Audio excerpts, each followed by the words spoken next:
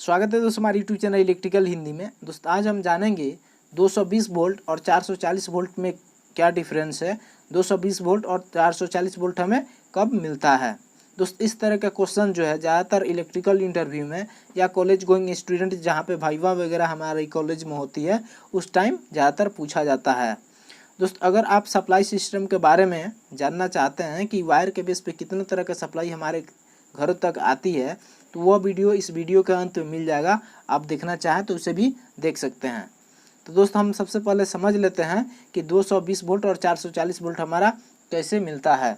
तो दोस्त सबसे पहले हम जान लेते हैं जनरेशन यूनिट के बारे में। आप देख सकते हैं दोस्त ये हमारा प्लांट हो गया और यहाँ पे जो हमारी इलेक्ट्रिसिटी जनरेट की जाती है वो आपका 11 kV तक जनरेट की जाती है और इसे हम स्टेप अप ट्रांसफार्मर को यूज करके वोल्टेज लेवल को बढ़ा देते हैं जिससे हमारा कि ट्रांसमिशन में कम से कम लॉसेस हो। उसके बाद दोस्त हम ट्रांसमिशन सब स्टेशन से डिस्ट्रीब्यूशन सब स्टेशन तक लाते हैं और यहाँ से हम अपने कमर्शियल और इंडस्ट्रियल लोड को ट्रांसफ़र करते हैं। यहाँ पे दोस्त जो आपको दिखाई दे रहा है यहाँ पे एक ट्रांसफार्मर यूज हुआ है जो दोस्त यह स्टेप डाउन डिस्ट्रीब्यूशन ट्रांसफार्मर होता है। इस तरह का जो ट्रांसफार्मर होता है दोस्त यह आपको सिंगल फेज और 3 फेज दोनों में मिलता है।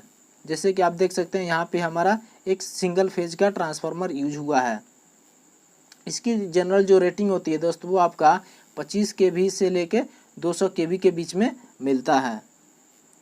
अब दोस्त यहीं से जो ट्रांसफार्मर होता है दोस्त यहीं से हमारी 220 वोल्ट और 440 वोल्ट का ऑप्शन मिलता है। जो हमारी ट्रांसफार्मर होता है दोस्त उसमें दो तरह का वाइंडिंग होता है, एक हमारा प्राइमरी वाइंडिंग होता है और एक हमारा सेकेंडरी वाइंडिंग होता है। जो प्राइमरी वाइंडिंग होता है दोस्त वो हमारा सब स्टेशन से जो सप्लाई आती है उस साइड में कनेक्ट होता है। सेकेंडरी वाइंडिंग होता है दोस्त वहाँ से जो हम आउटपुट लेते हैं वो हमारे घरों तक जाता है।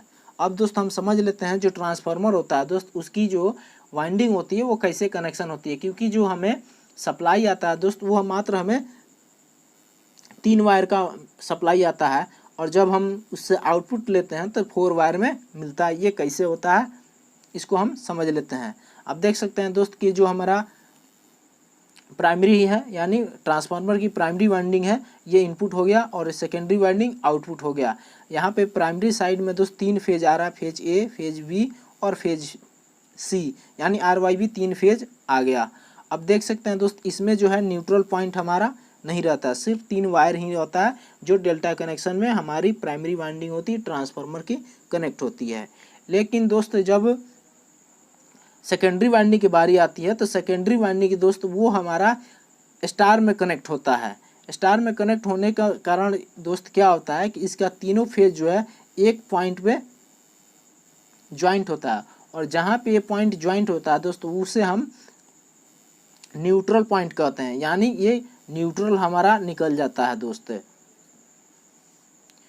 जब हम इसमें से दोस्त एक फेज और एक न्यूट्रल लेते हैं तो मात्र हमें 220 वोल्ट मिलता है और जब हम कोई फेज 2 उठा लेते हैं चाहे ए और चाहे बी और इन दोनों फेजों को जब हम लेते हैं तो 440 वोल्ट सप्लाई मिलता है। तो दोस्त यहीं से क्रिएट होता है। अगर हम फेज लेते हैं और एक न्यूट्रल लेते हैं, जब हम एक फेज और न्यूट्रल लेते हैं तो हमें 220 वोल्ट मिलता है और जब हम 2 फेज लेते हैं तो 440 वोल्ट मिलता है। तो मैं उम्मीद करता हूं दोस्त कि आपको उस क्वेश्चन का आंसर मिल गया। दोस्त यही डिफरेंस होता है कि जो हमारी डिस्ट्रीब्यूशन ट्रांसफार्मर होती है उसकी प्राइमरी हमारी डेल्टा में कनेक्ट होती है जबकि सेकेंडरी वाइंडिंग होता है वो स्टार में कनेक्ट होती है। जो हमारा प्राइमरी साइड में 3 वायर सप्लाई आता है और सेकेंडरी वाइंडिंग में 4 वायर सप्लाई सिस्टम जाता है जिसके कारण से उसमें हमारा 3 फेज हो जाता है, एक न्यूट्रल हो जाता है और जब हम एक फेज और एक न्यूट्रल लेते हैं तो 220 वोल्ट मिलता है। और यहीं से दोस्त हमारा जो है वायर के बेस पे सप्लाई सिस्टम क्रिएट होता है, जिससे आप यहाँ पे देख सकते हैं single phase single wire, single phase double wire, 3 phase 3 wire और 3 फेज 4 वायर सिस्टम। ये 4 तरह का सप्लाई सिस्टम हमारा क्रिएट होता है। इसमें भी आपको 220 वोल्ट मिलेगा, इसमें भी 220 वोल्ट मिलेगा। इसमें हम न्यूट्रल को अर्थिंग कर देते हैं दोस्त, यहाँ पे फेज और न्यूट्रल दोनों आता है और 3 फेज 3 वायर में आपको 3 फेज ही आता है जो आपको 440 वोल्ट मिलता है। और दोस्त हमारा जो 3 फेज 4 वायर होता है दोस्त यहाँ पे अगर आप एक न्यूट्रल लेते हैं और एक जब आप फेज लेते हैं तो आपको 220 220 वोल्ट मिलता है, और जब आप 2 फेज लेते हैं तो आपको 440 वोल्ट मिलता है। तो दोस्त मैं उम्मीद करता हूं कि इस वीडियो से आपको कुछ बेहतर जानकारी मिली होगी। अगर वीडियो अच्छी लगी हो तो प्लीज़ लाइक कीजिए और चैनल को सब्सक्राइब करके इस बेल आइकन को क्लिक कर लीजिए, जिससे हमेशा आपको नोटिफिकेशन मिलती रहे। आज के लिए इतना ही। Thank you for watching.